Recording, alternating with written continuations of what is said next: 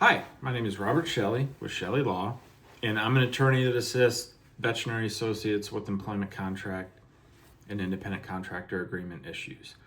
Today I'm going to talk about veterinary associate relocation and sign-on bonuses. So what's kind of a standard amount for a sign-on bonus, and additionally what can you expect as far as either reimbursing you for your relocation expenses or just giving you a set amount that you can use for that. So first, most of the time, if you are moving for a job, you're going to get some kind of expenses paid when it comes to your move. And at least that should be the expectation from you.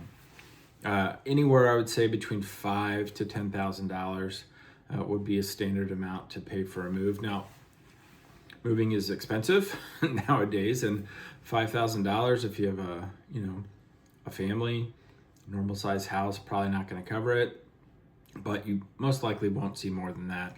Maybe if you're doing kind of like a large corporate vet practice, they may go above $10,000, but somewhere between $5,000 to $10,000 is standard. Now, what that covers does vary from employer to employer. For some employers, it's just simply the moving costs. So, if you have a moving company or you're hiring, perhaps you're moving locally, just a moving van and a couple of guys to move your stuff. Other places will allow, especially if you're moving from far away, travel costs. So flight, hotel, car rental. If you're looking for, a new house or renting as well. So those types of things can go into the relocation reimbursement. And then the last thing as far as that goes, some places, as I said before, will just give you a set amount of money. You can really do whatever you want with it.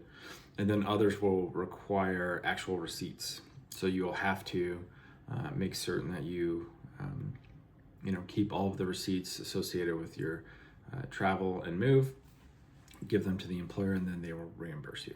All right. So that's relocation reimbursement. Signing bonuses are next. This can vary greatly between practice to practice and specialty as well. There are practices that just simply will not offer a signing bonus. And that is obviously a negotiable term, but if the employer says, no, we don't do that, and this is not a hill you're willing to die on, then sometimes you'll just have to accept it. Anywhere between $10,000 to all the way up to $50,000 if you're in a subspecialty like radiology, ophthalmology, something like that. It might be a little bit higher. And so there's different timing for those payments. It can be paid when you sign. Normally it's paid within 30 days after you start. Sometimes they will stretch it out.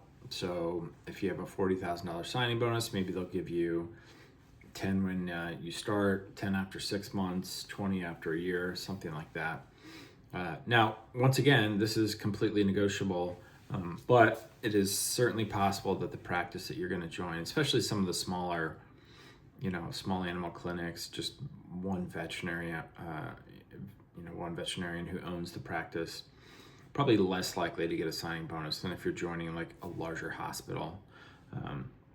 All right, so anything that you receive as far as a bonus will likely have some kind of repayment obligation if you leave in a certain period of time. So normally it would track with whatever the initial term of your contract is. So if you have a 1-year term, perhaps a 2-year initial term, they'll say you must stay for 2 years or you have to pay the entire amount of your bonuses back to us. Now, as a veterinary associate, you want to shorten the forgiveness period and then shorten the interval at which it's forgiven. Let me give an example. So if you have a 2-year forgiveness period, then you want a 1-year forgiveness period. And if it's forgiven kind of an all or nothing thing, then you want it either done monthly or quarterly. If you leave in month 23 of 24 and it's an all or nothing thing for 2 years and have to pay all of it back, that's pretty frustrating. Whereas if you had monthly forgiveness, you'd only owe 1/24 of the amount back. So I would absolutely negotiate a shorter interval. And then one last thing, and this surprises many people, when you receive these bonuses, they are taxed. And so if you have a 10,000 bonus, maybe you get 6,000. But when you have to pay it back, if you leave before the 1 or 2 year period, you have to pay the gross amount back to them. So even though you only receive 6, you have to pay back 10. Now you can get that money back on your next year's, taxes and work with your accountant on that. But still, it is pretty frustrating, especially if it's a large bonus. If you get a $50,000 bonus and you only get 30, and then you have to pay back 50. Well, that's a concern for many people and something that they don't, it's not on their radar. All right, that's a little bit about signing bonuses and relocation for veterinary associates. If you have any questions about your employment contract or independent contractor agreement, feel free to contact my law firm at the information listed below in the description. And I appreciate you watching the video. All right, take care.